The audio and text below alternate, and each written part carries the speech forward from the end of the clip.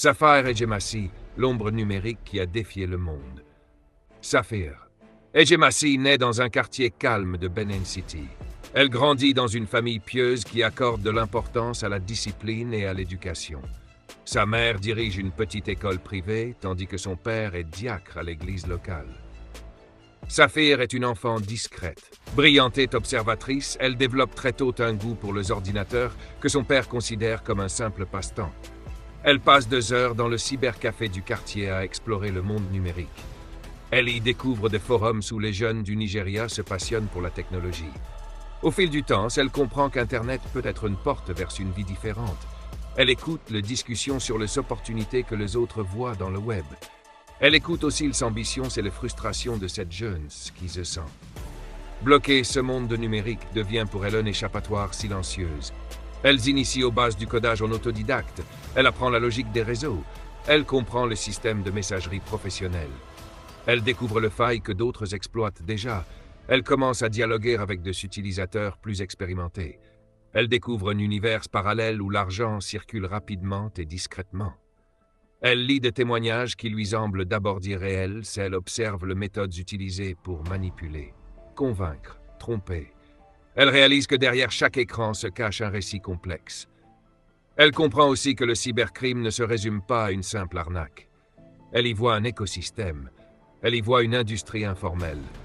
Elle y voit une économie parallèle qui franchit les frontières. Saphir ne veut pas y entrer. Du moins, pas au début.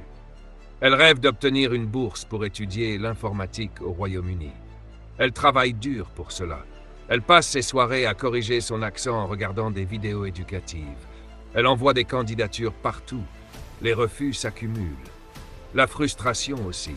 Son entourage commence à murmurer qu'elle perd son temps. Dans le cybercafé, certains lui parlent de leurs gains, elle décline poliment, mais elle écoute. Un jour, un ami lui montre comment fonctionne une fausse interface bancaire. Saphir est choquée, puis intriguée.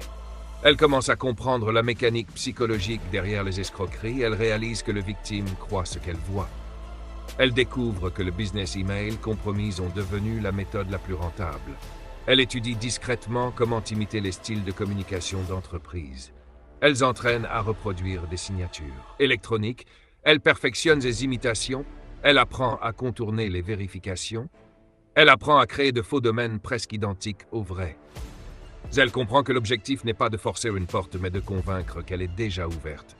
Saphir bascule lentement. Un soir, elle accepte d'aider un contact rencontré en ligne. Elle rédige un courriel très convaincant. Les résultats dépassent toutes ses attentes. Une entreprise américaine effectue un transfert vers un compte contrôlé par le réseau. Saphir reste effrayée. Puis, assinée, elle reçoit une petite part. Ce montant change son quotidien. Elle commence à collaborer plus régulièrement. Son réseau s'étend entre Lagos et Accra. Elle rencontre des techniciens plus expérimentés qui lui montrent le outil destiné au piratage. Elle comprend comment infiltre une boîte mail professionnelle. Elle apprend à étudier la relation entre employés pour mieux imiter leurs échanges. Elle découvre comment surveiller les conversations pendant des semaines sans être détectée. Elle devient une ombre numérique. Elle développe. Et sa propre technique basée sur l'empathie simulée. Elle crée des profils crédibles. Elle imite de voix au téléphone. Elle inspire de conférences sur la communication exécutive. Elle impressionne son entourage numérique. Certains commencent à l'appeler la prêtresse du social engineering. Elle déteste surnommer il se répand. Son réseau s'étend jusqu'à Cambridge où une ancienne étudiante gère de compte écran à New York. Une autre contact blanchit le fonds via une société d'importation fictive.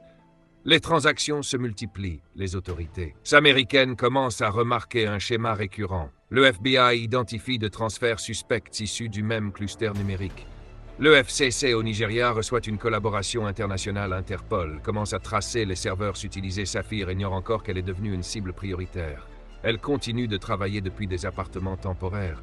Elle évite le lieu public, elle paie tout en liquide.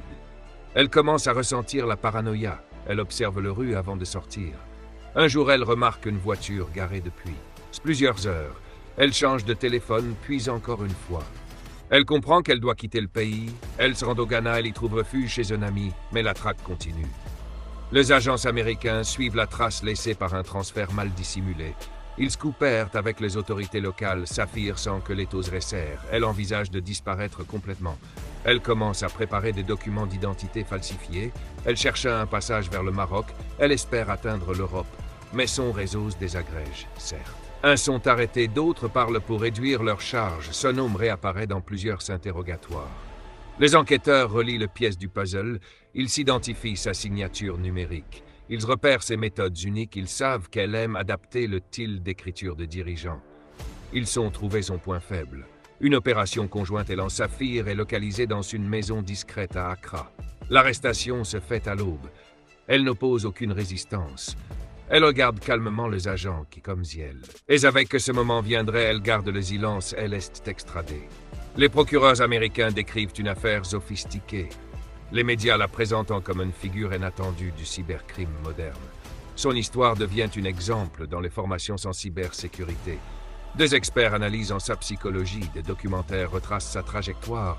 Certains y voient un symbole de l'ingéniosité détournée de la jeunesse africaine. D'autres y voient une alerte sur la montée du crime numérique transfrontalier. Saphir, elle reste île. Anxieuse, elle passe ses journées à écrire, personne ne sait ce qu'elle rédige. Peut-être un aveu, peut-être un récit, peut-être une analyse de son propre parcours. Son histoire continue de fasciner. Parce qu'elle incarne la frontière floue entre ambition et perdition. Parce qu'elle montre comment une société inégalitaire nourrit de nouvelles formes de criminalité. Parce qu'elle rappelle que le cybercrime n'est pas seulement une affaire de technique. C'est aussi une affaire d'humain, de motivation, de failles émotionnelles, des rêves transformés en pièges. L'histoire de Saphir n'est pas seulement celle d'une fraudeuse, c'est celle d'un monde numérique devenu un terrain de chasse, c'est celle d'un continent connecté aux illusions globales, c'est celle d'un conflit invisible entre criminels et enquêteurs, c'est celle d'un avenir encore incertain. Un avenir où d'autres pourraient suivre la même trajectoire ou choisir un autre chemin, mais ce nom restera dans les archives. Comme celui d'une énigme, d'une ombre, d'une femme qui a compris trop et trop bien comment fonctionne la confiance humaine.